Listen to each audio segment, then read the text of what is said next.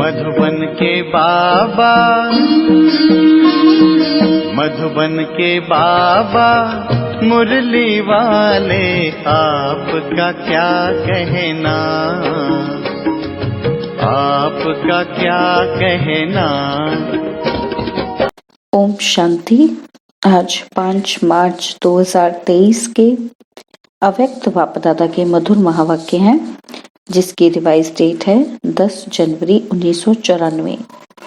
मुरली का सार है, एक पॉइंट शब्द को 3 रूपों से स्मृति व स्वरूप में लाना, यही सेफ्टी का साधन है। मुरली का सार, एक पॉइंट शब्द को 3 रूपों से स्मृति व स्वरूप में लाना, यही सेफ्टी का साधन है। तो आए बहुत प्रेम और एकाग्रता से सुनते हैं आज के अव्यक्त बाप दादा के मधुर महावाक्य। विश्व कल्याणकारी बाप दादा अपने सर्व मास्टर विश्व कल्याणकारी बच्चों को देख रहे हैं। हर एक बच्चे का इस ब्राह्मण जीवन का लक्ष्य अति श्रेष्ठ है। हर एक नंबर 1 पुरुषार्थ करने का लक्ष्य रखते हुए आगे उठते जा रहे हैं। लक्ष्य सभी का नंबर 1 का है, लेकिन लक्षण नंबरवार हैं। तो लक्ष्य और लक्षण दोनों में अंतर क्यों है? ज्ञानदाता बाप भी एक है, योग की विधि भी एक है, दिव्य गुण धारण करने का सहज प्रत्यक्ष प्रमाण साकार ब्रह्मा बाप भी एक है, सेवा के साधन और सेवा की विधि सिखाने वाला भी एक है। मुख्य बात है पढ़ाई और पालना दोनों ही देने वाला एक और एक नंबर है। फिर भी प्रत्यक्ष जीवन में लक्षण नंबरवार क्यों? ये तो सभी स्वयं को अच्छी तरह से जानते ही हो कि लक्षण धारण करने में मैं किस नंबर में हूं। नंबरवार होने का विशेष आधार है एक ही शब्द, पॉइंट। पॉइंट स्वरूप को अनुभव करना। दूसरा कोई भी संकल्प, बोल व कर्म व्यर्थ है, उसको पॉइंट लगाना अर्थात बिंदी लगाना। और तीसरा ज्ञान की व धारणा की अनेक पॉइंट्स को मनन कर स्वप्रति व सेवा प्रति समय पर कार्य में लगाना। तो शब्द पॉइंट ही एक ही पॉइंट है, लेकिन तीनों स्वरूप की पॉइंट को समय पर स्मृति में स्वरूप में लाना, इसमें अंतर पड़ जाता है। स्मृति सबको रहती है, लेकिन स्मृति को स्वरूप में लाना, इसमें नंबरवार हो जाते हैं। कई बार बाप दादा सभी बच्चों को देखते हैं कि स्मृति में बहुत होशियार होते हैं, ऐसा होना चाहिए, ये सोचते भी रहते हैं कि ये राइट है, ये रॉन्ग है। तो ये ज्ञान भी इमर्ज होता है। ज्ञान अर्थात नॉलेज, और knowledge is light, knowledge is might कहा जाता है। तो जहां लाइट भी है, माइट भी है, वहां ये होना चाहिए, नहीं होता। क्या सोचते हैं कि बाप दादा कहते तो हैं, बनना तो है, ज्ञान तो है, लेकिन उस समय मेरे में क्या है, वह चाहिए में ही रह जाता है। इसका अर्थ है कि ज्ञान को लाइट और माइट के रूप से समय प्रमाण कार्य में नहीं लगा सकते। इसको कहा जाता है स्मृति में है, लेकिन स्वरूप में लाने की शक्ति कम है। जब लाइट अर्थात रोशनी है कि ये रॉन्ग है, ये राइट है, ये अंधकार है, ये प्रकाश है, ये व्यर्थ है, ये समर्थ है, तो अंधकार समझते भी अंधकार में रहना, इसको ज्ञानी व समझदार कहेंगे? पता भी है कि ये गलत है, फिर भी वो गलत करना, तो बाबा कहते वो ज्ञानी व समझदार हुआ? ज्ञानी नहीं तो क्या हुए? भक्त व अधूरे ज्ञानी। रॉन्ग समझते भी रॉन्ग कर्मों के व संकल्पों के वह स्वभाव संस्कार के वशीभूत हो जाएं, तो उसको क्या कहा जाएगा? उसका टाइटल क्या होना चाहिए? तो बाप दादा समय की गति को देख सभी बच्चों को बार बार अटेंशन दिलाते हैं। तो अटेंशन शब्द को भी डबल अंडरलाइन करा रहे हैं कि ये प्रकृति की तमोगुणी शक्ति और माया की सूक्ष्म रॉयल समझदारी की शक्ति। तमोगुणी शक्ति और माया की कैसी शक्ति है? सूक्ष्म रॉयल समझदारी की शक्ति अपना कार्य तीव्र गति से कर रही है और करती रहेगी। प्रकृति के विकराल रूप को जानना सहज है, लेकिन भिन्न भिन्न विकराल हलचल में अचल रहना, इसमें और अटेंशन चाहिए। माया के अति सूक्ष्म स्वरूप को जानने में भी धोखा खा लेते हैं। माया ऐसा रॉयल रूप रखती है जो रॉन्ग को राइट अनुभव कराती है बिल्कुल रॉन्ग, लेकिन बुद्धि को ऐसा परिवर्तित कर देती है जो रियल समझ को, महसूसता की शक्ति को गायब भी कर देती है। जैसे कोई जादू मंत्र करते हैं ना, तो परवश हो जाते हैं। ऐसी महसूसता शक्ति गायब कराने की रॉयल माया रियल को समझने नहीं देती है। होगा बिल्कुल रॉन्ग, लेकिन माया की छाया के वशीभूत होने के कारण रॉन्ग को राइट समझते हैं और सिद्ध करने में माया के सुप्रीम कोर्ट का वकील बन जाते हैं। तो वकील क्या करते हैं? झूठ को सत्य सिद्ध करने में होशियार होते हैं, सच को सत्य सिद्ध करने में भी होते हैं, लेकिन झूठ को सत्य सिद्ध करने में होशियार होते हैं, दोनों में होशियार होते हैं। इसलिए बाप दादा अटेंशन को डबल अंडरलाइन करा रहे हैं। महसूसता शक्ति को परिवर्तित करने की सूक्ष्म स्वरूप की माया की छाया से सदा अपने को सेफ रखो, क्योंकि विशेष माया का स्वरूप विशेष इस स्वरूप में अपना कार्य कर रहा है। समझा? अभी क्या करेंगे? केयरफुल रहना। अगर कोई भी विशेष आत्माएं इशारा देती हैं तो अच्छी तरह से माया की इस छाया से निकल बाप की छत्र छाया में अपने को, विशेष मन बुद्धि को इस छत्र छाया के सहारे में लाओ, क्योंकि मन में नेगेटिव भाव और भावना पैदा करने का विशेष माया का प्रभाव चल रहा है और बुद्धि में यथार्थ महसूसता को समाप्त करने का विशेष माया का कार्य चल रहा है। जैसे कोई सीजन होती है ना, तो सीजन से बचने के लिए उसी प्रमाण विशेष अटेंशन रखा जाता है। जैसे बारिश आएगी तो छाते, रेनकोट आदि का अटेंशन रखेंगे, सर्दी आएगी तो गर्म कपड़े रखेंगे, अटेंशन देंगे ना, तो मन और बुद्धि के ऊपर प्रभाव नहीं पड़े, इसी के लिए पहले ही सेफ्टी के साधन विशेष अपनाओ।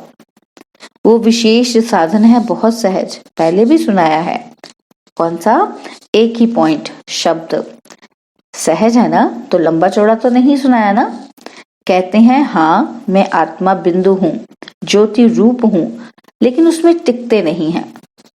लगाना चाहते हैं पॉइंट्स, लेकिन लग जाता है क्वेश्चन मार्क और आश्चर्य की निशानी। तो पॉइंट लगाना सहज या आश्चर्य की निशानी, वो क्वेश्चन मार्क की निशानी, क्या सहज है? बिंदी लगाना सहज है ना, तो फिर क्वेश्चन और आश्चर्य में क्यों चले जाते हैं? इस विधि को अपनाओ। सीजन है झूठ सच सिद्ध होने का। कौन सा सीजन है? झूठ को सच सिद्ध होने का। और झूठ है और झूठ को सच करना है, ये दोनों चीजें चल रही हैं। तो बाबा कहते हैं सत्य से भी स्पष्ट और आकर्षण वाला होगा। जो झूठ है वो सत्य से भी ज्यादा आकर्षण वाला होगा। जैसे आजकल का फैशन है ना कि झूठी चीज कितनी आकर्षण वाली होती है, उसके आगे सच्चे की वैल्यू कम हो जाती है। रियल सिल्वर देखो और व्हाइट सिल्वर देखो, क्या सुंदर लगता है। रियल सिल्वर काला हो जाएगा और व्हाइट सिल्वर सदा चमकता रहेगा। तो आकर्षण व्हाइट करेगा या रियल करेगा? तो सीजन को पहचानो, माया के स्वरूप को पहचानो, प्रकृति के तमोगुण के भिन्न भिन्न रंगत को पहचानो। एक है जानना और दूसरा है पहचानना। जानते ज्यादा हो, पहचानने में कभी गलती कर देते हो, कभी राइट कर देते हो, तो अभी क्या करेंगे? सेफ रहेंगे ना। फिर ये नहीं कहना कि हमने तो समझा ही नहीं, ऐसा भी होता है क्या? यह क्या क्या नहीं चलेगा। अभी तो फिर भी बाप थोड़ा थोड़ा रहम करता और थोड़ा थोड़ा कदम उठाता है, लेकिन फिर क्या और क्यों कोई नहीं सुनेगा। ऐसा नहीं वैसा ये वकालत नहीं चलेगी। जज बनो, माया का वकील नहीं बनो। मजा बहुत आता है जब वकालत करते हैं। अनुभवी तो सभी हो ना, अनुभव होता है ना। सुन सुनकर साक्षी हो हर्षित होते रहते हैं। अच्छी तरह से समझा? पांडवों ने, शक्तियों ने समझा, टीचर्स ने समझा, सभी हाँ हाँ तो कर रहे हैं, फोटो निकल रहा है हाँ हाँ का।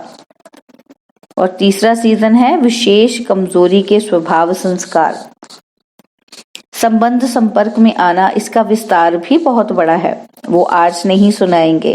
और कई बच्चे कहते हैं क्या करें, पहले तो था ही नहीं, अभी पता नहीं क्या हो गया है, ये संस्कार मेरे में था ही नहीं, अभी आ गया है।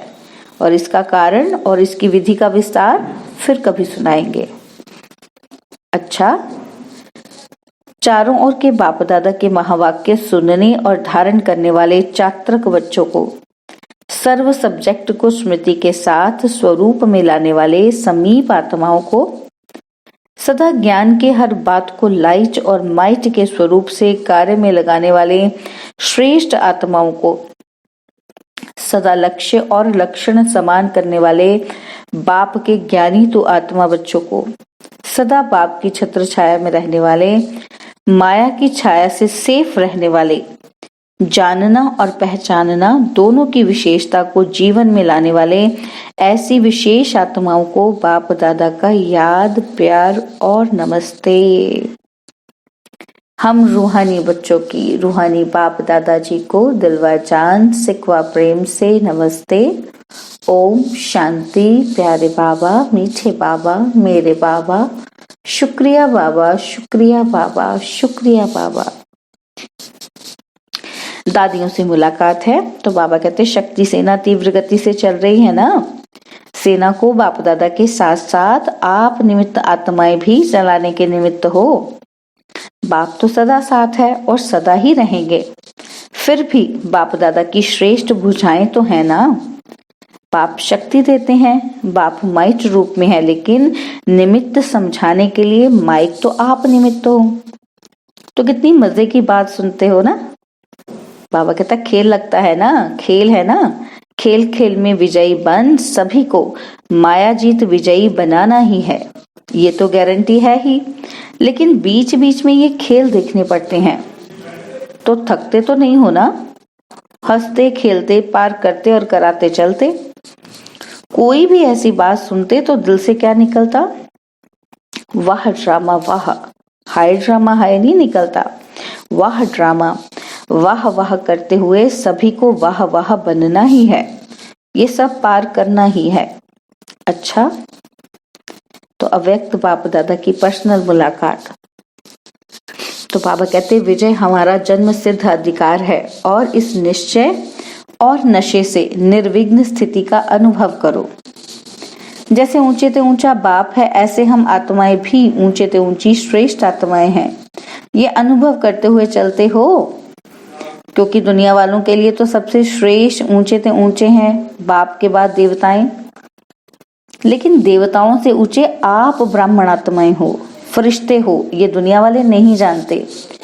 देवता पद को इस ब्राह्मण जीवन से ऊंचा नहीं कहेंगे, और ऊंचा अभी का ब्राह्मण जीवन है। देवताओं से भी ऊंचे क्यों हो, उसको तो अच्छी तरह से जानते हो ना। तो देवता रूप में बाप का ज्ञान इमर्ज नहीं होगा, तो परमात्मा मिलन का अनुभव इस ब्राह्मण जीवन में करते हो, देवताई जीवन में नहीं। तो ब्राह्मण ही देवता बनते हैं, लेकिन इस समय देवताई जीवन से भी ऊंच हो, क्योंकि बाप साथ में है ना।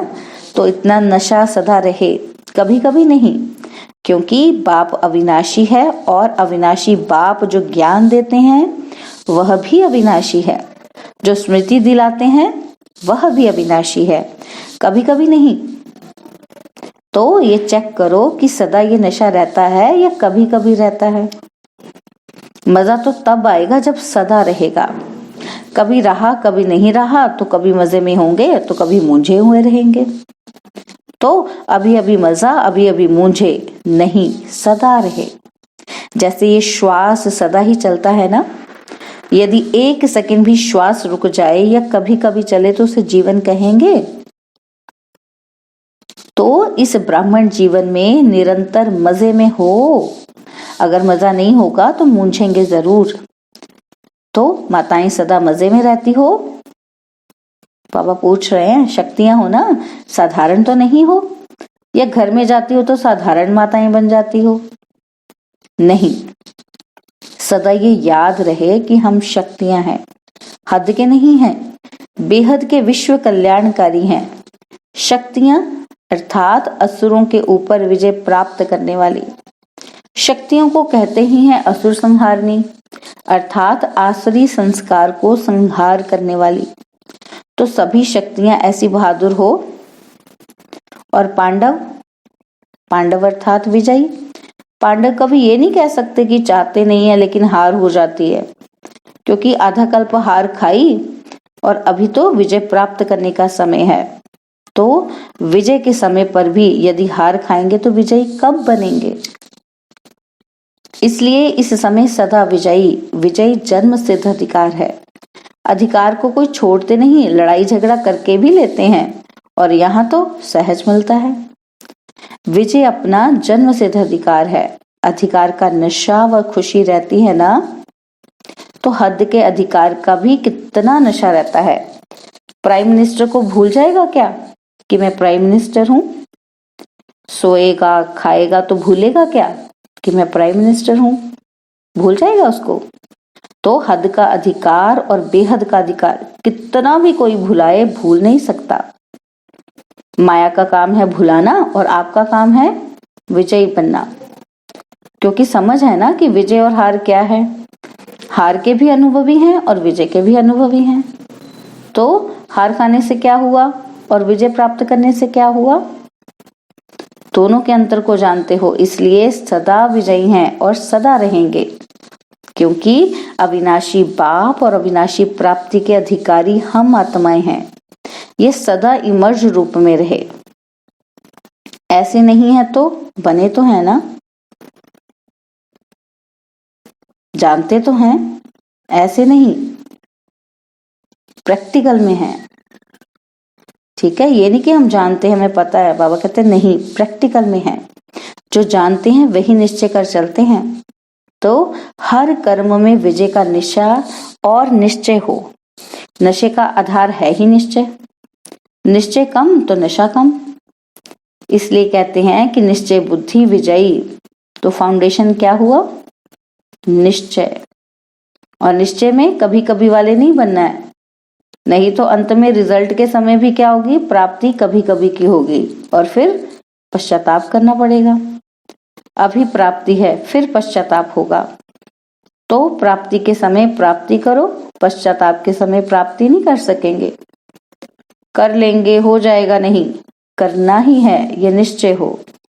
कर लेंगे दिलासे पर नहीं चलो, कर तो रहे हैं ना, क्या और क्या होगा? हो ही जाएंगे।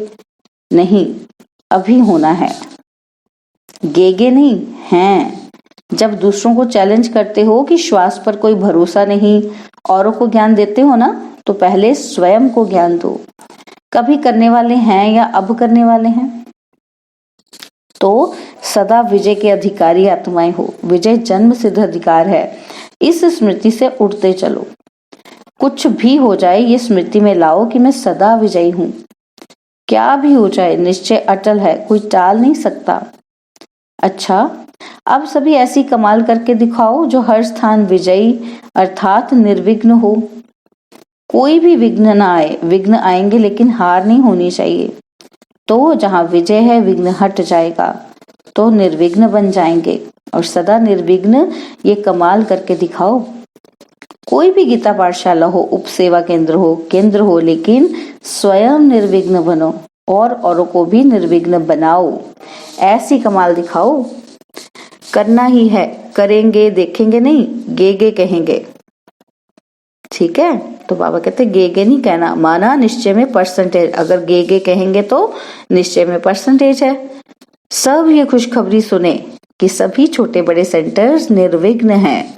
किसी प्रकार का विघ्न आ ही नहीं सकता और दूसरे के भी विघ्न को मिटाएंगे, विजयी बनेंगे। ऐसा समाचार आए। तो बाबा कहते कहां से भी कोई भी विघ्न का समाचार ना आए। ऐसे नहीं कहना कि हम तो ठीक है, ये करते हैं, हम क्या करें। बाबा ने बोला 3 मास विजयी रह करके दिखाओ, 3 मास में ही पता पड़ जाएगा। सभी हाँ करते हो तो ये कमाल करके दिखाओ। अच्छा, तो बाबा ने वरदान दिया, एक बाप के लव में लवलीन रह, सर्व बातों से सेफ रहने वाले माया प्रूफ भव। एक बाप के लव में लवलीन रह, सर्व बातों से सेफ रहने वाले माया प्रूफ भव।